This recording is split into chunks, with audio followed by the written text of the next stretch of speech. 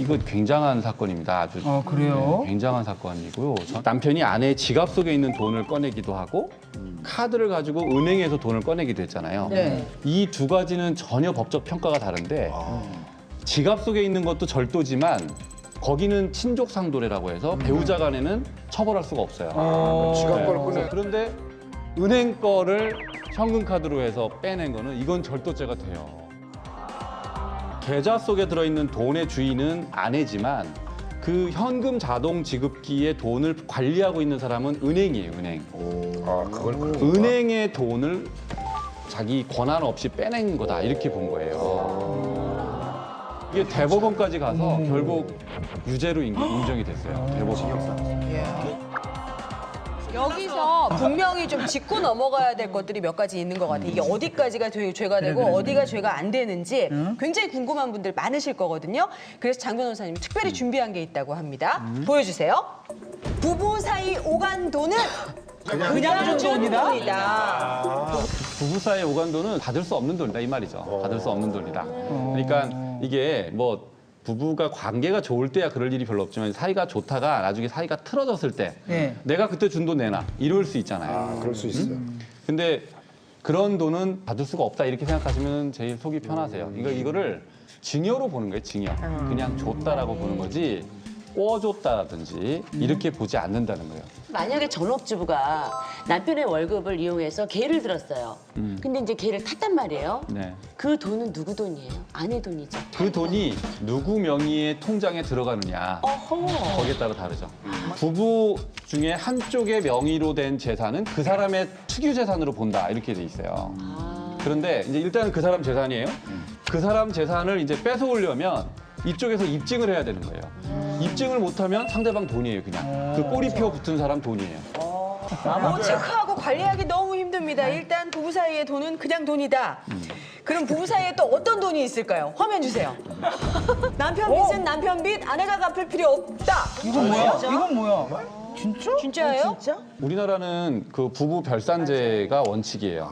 그래서 부부라도 누구 꼬리표가 붙은 돈이냐에 따라서 나눠지는 거예요. 부인 돈과 남편 돈이.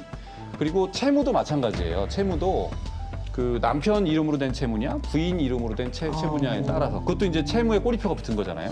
그 꼬리표에 붙은 사람이 갚을 의무가 있는 거고 그렇지 않은 사람은 일단은 원칙적으로는 갚을 의무가 없습니다. 남편이 사업을 하다가 진 채무를 부인이 갚을 이유가 전혀 없어요. 자식이 갚을 의무는 더더욱 없는 거죠. 아내 빚은 만약에 남편 마찬가지예요, 마찬가지예요. 근데 내 친구는 지금 자기 아내가 빚진 거 채무 갖고 있는데. 그거는 왜 그러냐면요. 아마 연대 보증이 들어가 있을 거예요. 그래서 남편이 채무자지만 부인 이름으로 연대 보증이 들어가 있달지 그렇게 해서 묶여 있는 경우에는 부인도 책임이 있지만 그렇지 않은 경우에는 원칙적으로 책임이 없고요.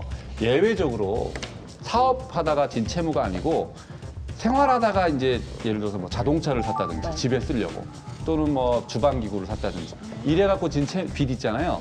그거는 부부가 연대 책임으로 물어낼 이 의무가 있지만 이제 그 금액은 뭐 일상적인 채무니까 크진 않고요. 사업용 채무가 큰데 그거는 부부가 같이 질 필요가 없어요.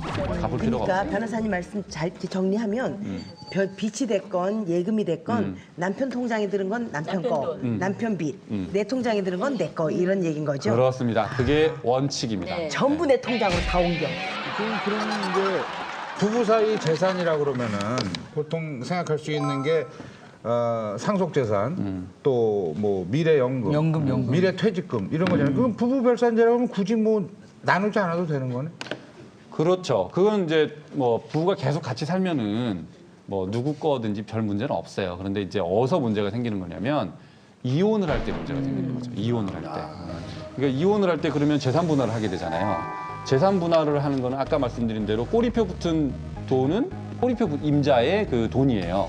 그러면 그걸 재산 분할, 공동 재산도 아닌데 재산 분할을 할 수가 있느냐? 이게 이제 제일 큰 문제거든요. 그때는 재산 분할할 때는 꼬리표가 붙은 재산이라고 하더라도 그 재산이 내가 기여해서 된 거다라는 걸 입증을 해서 뺏어오는 겁니다. 네. 근데 그 과정이 쉽지 않은 문제가 있는 거예요. 복잡하게 입증을 해야 되는 거고요.